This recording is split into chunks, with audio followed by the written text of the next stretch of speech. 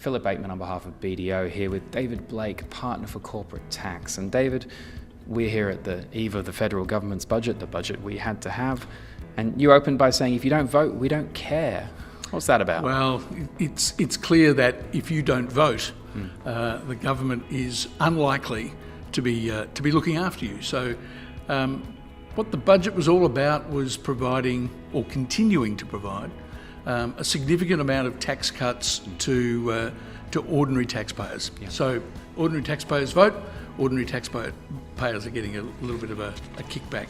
Small businesses, typically, they vote, and they're getting a pretty good hand.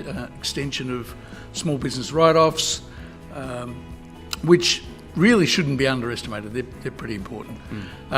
If you're talking about the $30,000 instant tax write-off being extended. The $30,000 instant write-off. I said earlier that back in 1991, when Hawke and Keating were trying to kickstart the economy, they were tinkering around with depreciation and investment allowances and trying to get capital investment started. And this is a really simple, targeted incentive to get people out there buying plant and equipment and getting the economy going. So it's now in its third year, I think, and I've said for 3 years, I think it's a fantastic incentive. Not putting it around for 5 years, because then somebody would get bored like a footy player, just bringing it out for one and extending their season. It's a little bit like the footy player who's, he's playing really well, so you keep giving him 1 year contracts to keep him incentivised. So they're keeping us incentivised. It also means that they can re-announce it every year and keep it top of mind, which I think is pretty important too.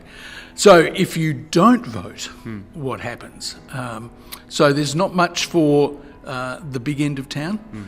In fact, they've clearly highlighted they're going to be spending more money on tax avoidance, and unfortunately where that's largely focused is in high net worth individuals. Now they do vote, and multinationals, and so they're investing $1 billion in that.